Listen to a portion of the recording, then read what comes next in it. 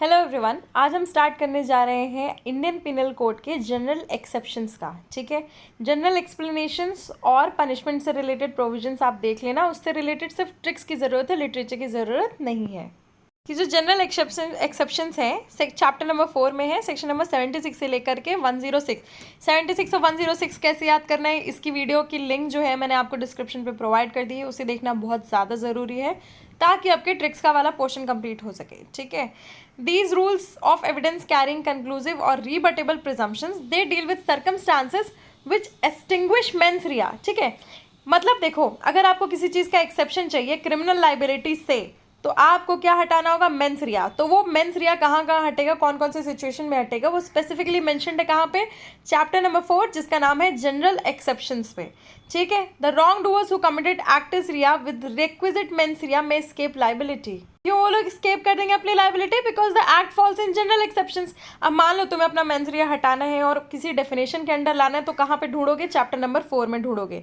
Section 6 का IPC जो है वो भी प्रोवाइड करता है, definition in the code are to be understood subject to the exceptions, की जितनी भी डेफिनेशंस हैं वो तभी समझी जाएंगी with subject to exceptions. And देखो, ये जो कोर्ट के फ्रेमर्स वगैरह हैं, उन्होंने जनरल एक्सेप्शंस को एक प्लेस में लिख दिया है, बता दिया है, ताकि क्या हो सके, ईजी हो सके। ठीक है, एप्लीकेबिलिटी उसकी ईजी हो सके and dispense with the necessity of repeating the general exceptions in every definition और पीनल प्रोविजन। तो चलिए स्टार्ट करते हैं इसके इंट्रोडक्शन से कि ये जो चैप्टर है, this chapter applies to the offences not only defined in IPC but also the offences defined by any local or special law. ठीक है, ऑफेंसेस कौन सा सेक्शन डिफाइन करता है? सेक्शन नंबर 40 डिफाइन करता है, जो कि डिनोट करता है anything that is punishable under IPC. ये सब चीज़ें देखो, एक क्या है, इंट्रोडक्शन है जो कि आप स्टार्टिंग में लिखते हो और बहुत इंपॉर्टेंट है आपके मेंस के आंसर राइटिंग के लिए। ठीक है, section 40 read with section 6 clearly shows that general exceptions are applicable not only to the offences mentioned in IPC but also to penal provisions contained in other special or local laws। अब हमने जब बात कर ली इधर की mains रिया जो है वो हट जाएगा, तो अब इसको प्रूफ करने का बर्डन किसके ऊपर आएगा? तो पहला क्वेश्चन आया burden of proof. General rule क्या है बर्डन ऑफ प्रूफ का? कि प्रोसिक्यूशन पे आता है, बट एक्सेप्शन में अगर करना है तो इसका भी एक्सेप्शन होगा। क्या?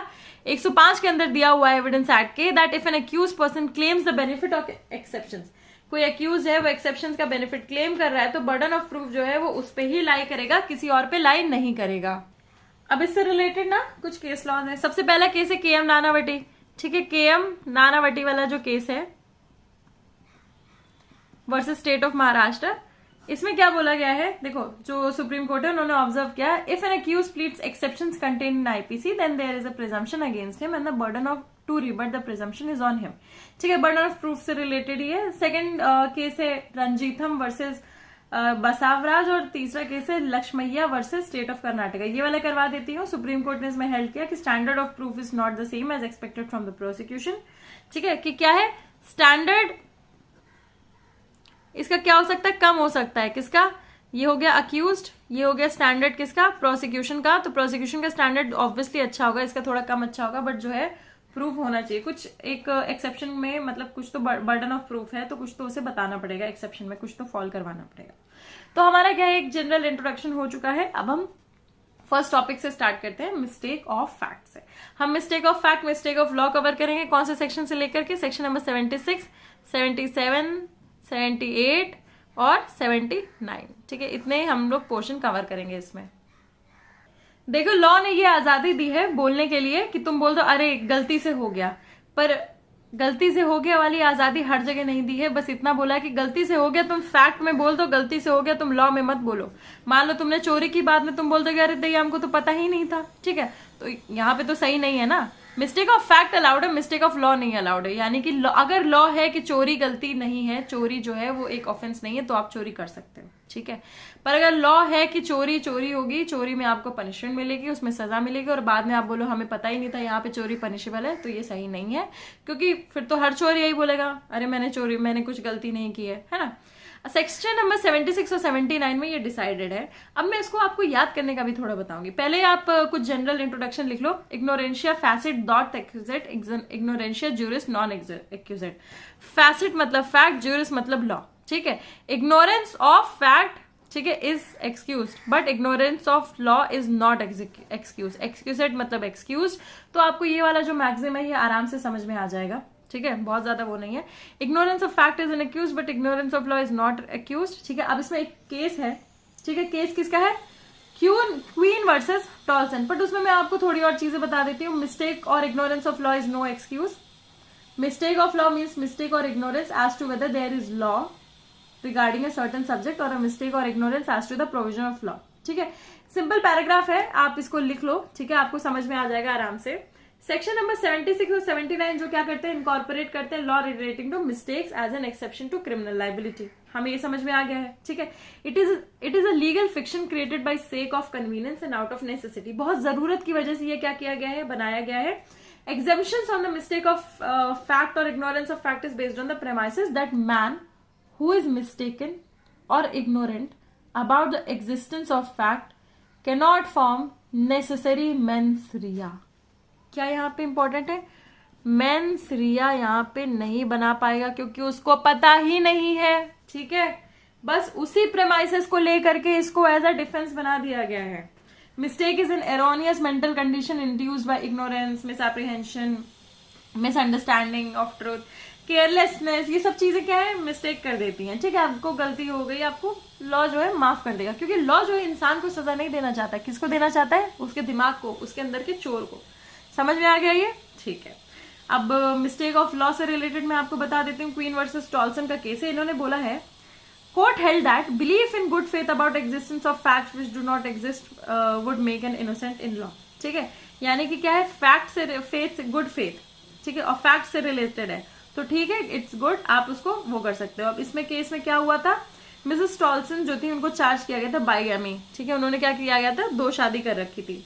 It was argued on behalf of Mrs. Tolson that she believed in good faith that on reasonable grounds that her husband had died prior to her second marriage। उन्हें लगा उनका हस्बैंड मर चुका है। अपने हस्बैंड के मरने के बाद ही, after the husband of Mrs Tolson went missing, she made several inquiries.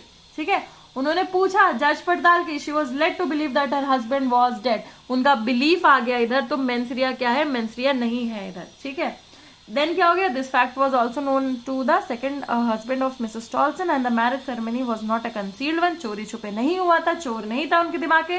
तभी कोर्ट ने हेल्ड किया कि बोनाफाइड मिस्टेक करोगे तो it was not liable for the offence of bigamy.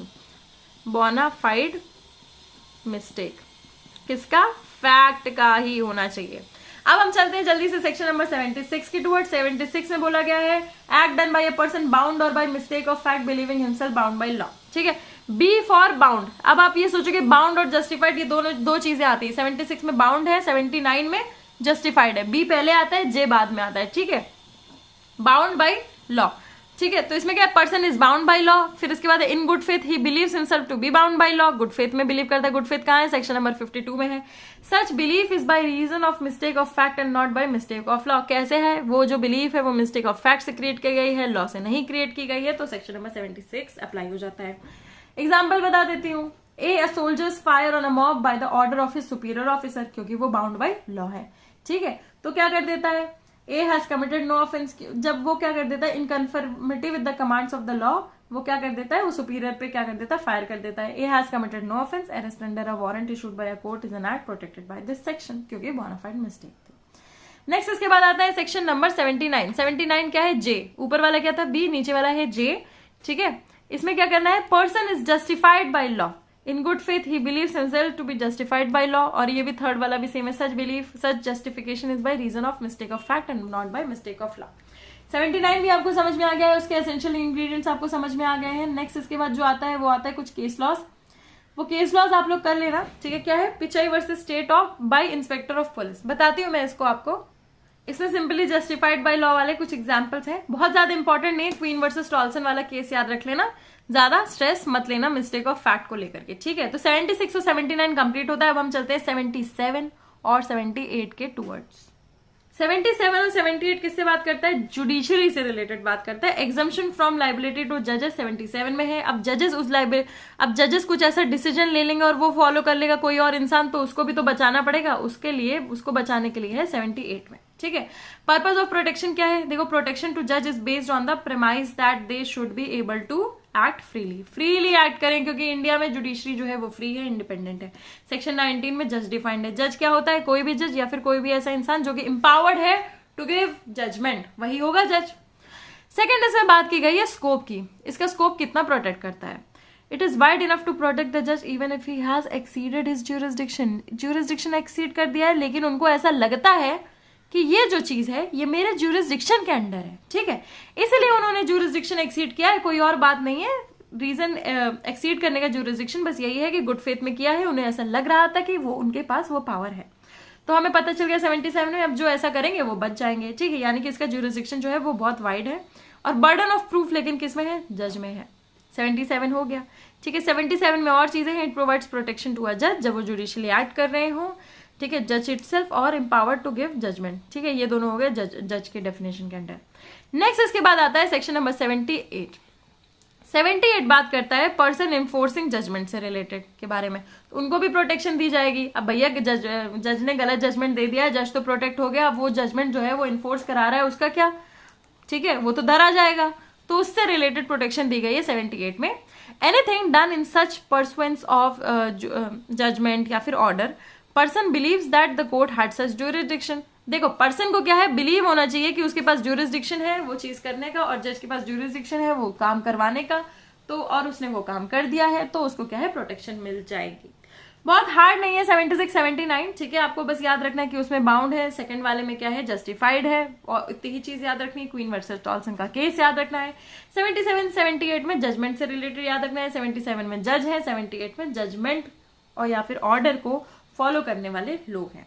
तो इसी के साथ हमारे वाला पोर्शन कंप्लीट होता है। आई होप आपको ये अच्छे से समझ में आया हो। इंट्रोडक्शन मैंने आपको डिटेल में अच्छे से बता दिया है, अच्छे से समझ में आया है तो please do like share comment and please do subscribe. Thank you.